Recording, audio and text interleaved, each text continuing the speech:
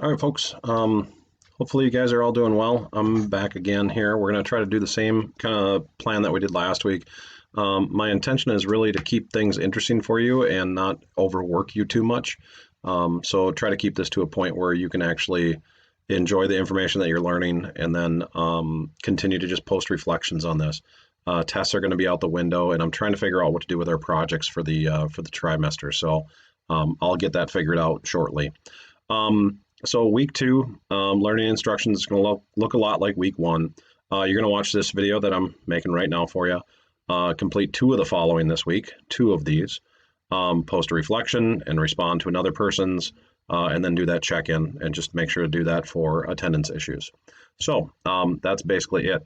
So my lecture this week is going to be on this. So we're going to be talking about environmentalism.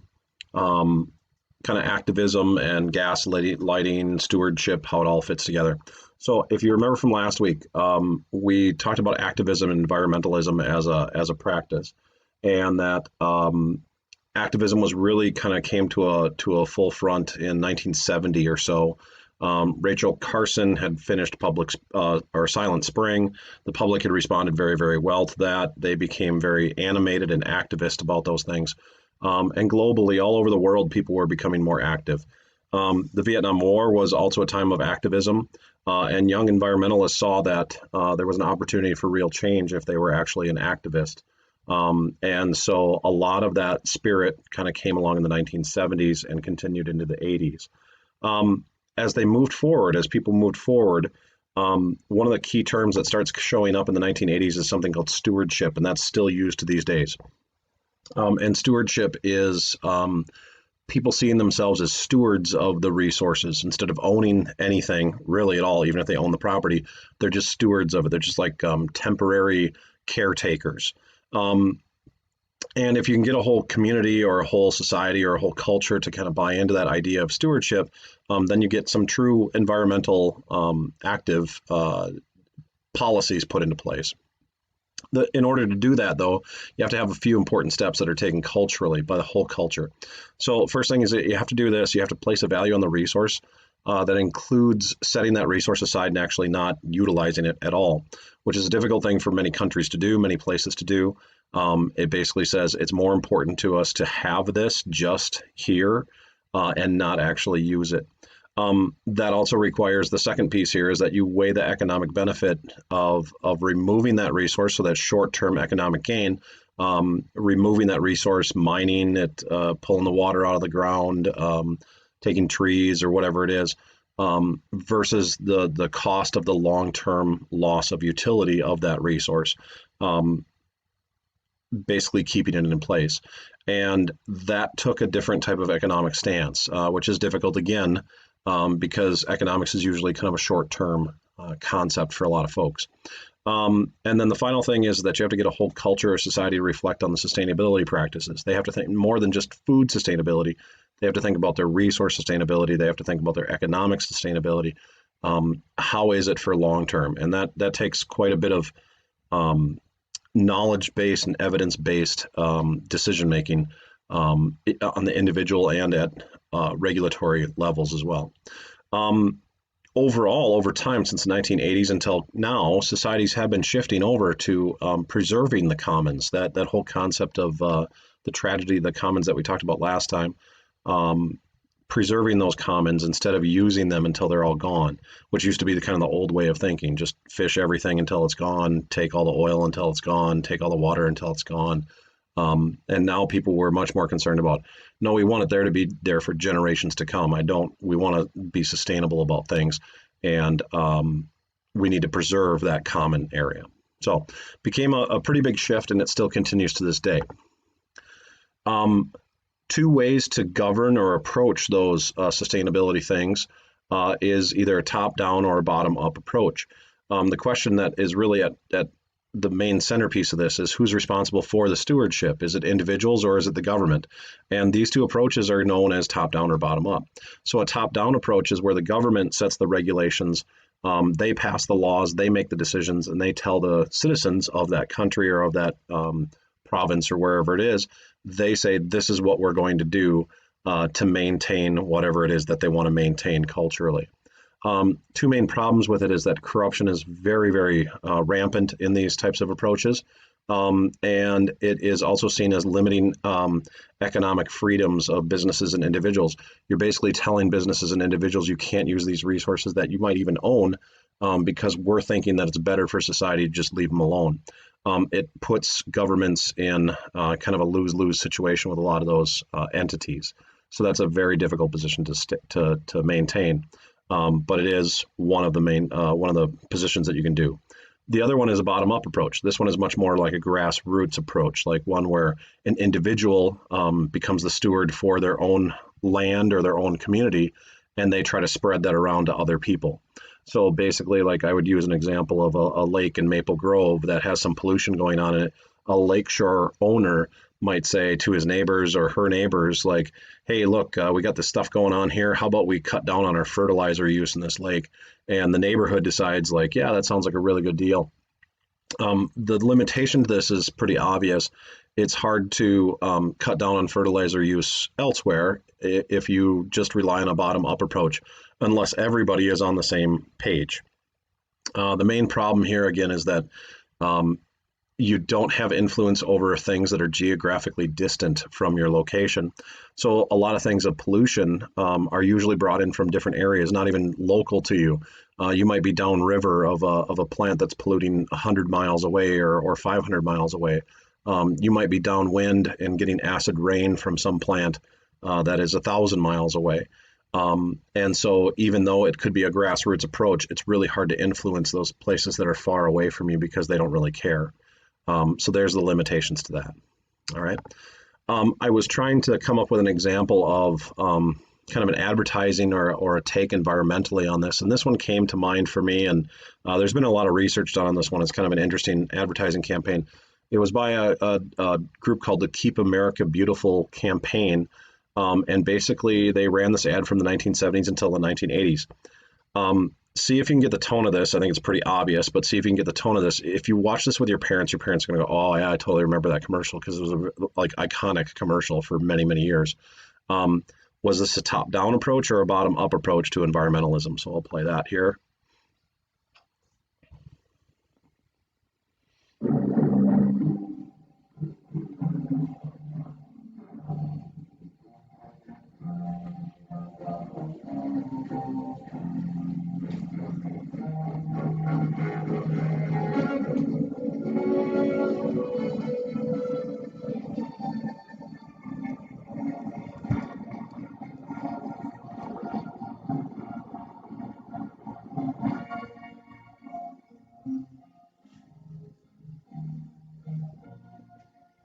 Some people have a deep, abiding respect for the natural beauty that was once this country. And some people don't. People start pollution. People can stop it.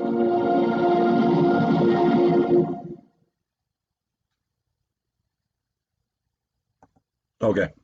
So I think it's pretty obvious that one is implying that it should be a bottom-up approach. People start pollution, people can stop it.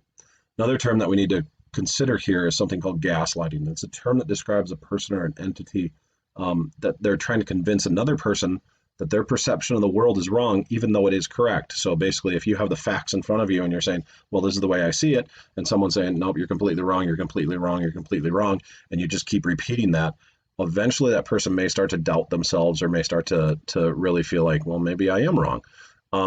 It was originally used in a play to describe an abusive male convincing his female spouse that she was the one that was causing all the abuse to happen. And he was mentally just tormenting her with all kinds of different things. And she was thinking that she was the reason that all those things were happening. And so this term has culturally become much more of a widely used term to describe anybody who tries to manipulate others by basically just seeding self-doubt in the observer, basically telling you, no, that's just wrong, you can't be right.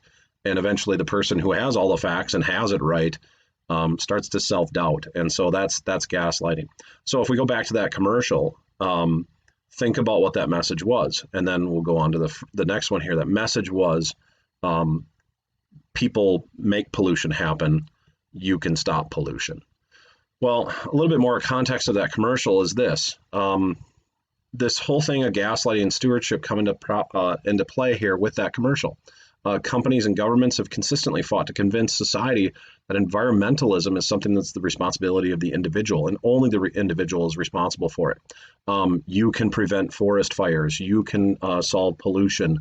You can be the one that makes all the recycling happen. You can do that. You can do.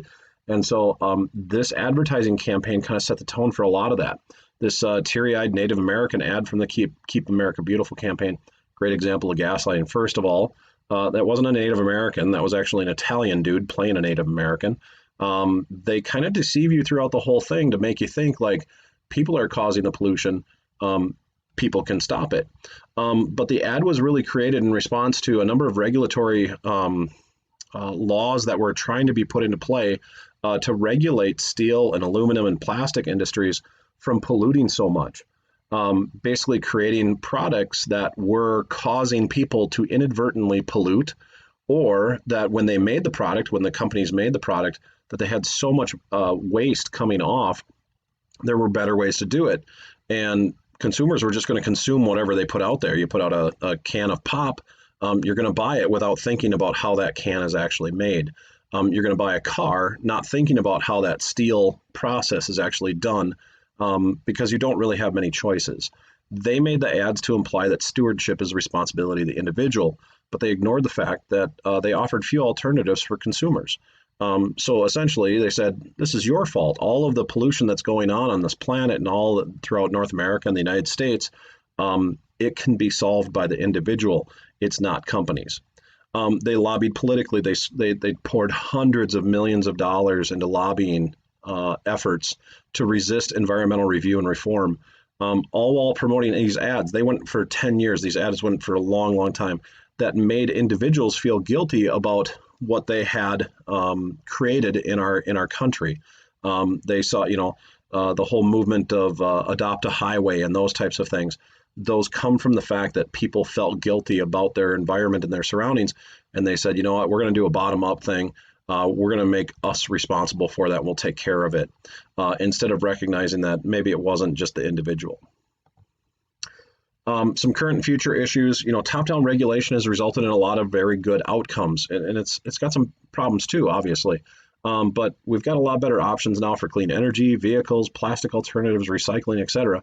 But there's still some issues that we don't face very well, and it's because they basically rely on a bottom-up approach to resolving these issues, and it's almost impossible to solve.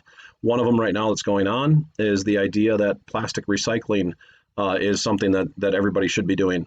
Until from 1980 until about 2019, almost all that plastic recycled in the United States was sent in shipping containers over to China and the South Pacific, and ultimately those countries just recycled those things and then sold them back to us as different products. In 2019, those countries, China and a bunch of other South Pacific countries, unilaterally just said, we're done taking your plastic, we're not going to take it anymore. And by 2020, we're just done altogether, we won't take any more. So now in the United States, if you recycle plastic, we don't have anywhere to put it. We don't have any recycling stations because we never built them. It was cheaper to ship it than it was to actually recycle them here. And so now we're faced with the problem of it's really expensive to recycle. You're going to have to raise recycling costs, and our consumer is going to really want to do that. And again, the ad campaign becomes, well, that's your responsibility, not anybody else's. And so we're filling landfills now with just plastic that everybody thinks that we're recycling. It's not a good situation. We'll talk more about that in a later issue. The answer here, and you can read through it, but the whole idea here is that a top-down approach is really the effective approach. Using science and environmental science data, it's important for governments to regulate and to dictate basically to society so that they can knowingly or unknowingly participate in the conservation of our environment. But the problem to this approach, it ignores most of those short-term economic impacts, and those are major, major issues. And so we need to be more thoughtful about those things. We'll talk more about that some other time. So that's my presentation today. Review the other pieces, pick a couple of things to look at, and we'll talk to you later on this week.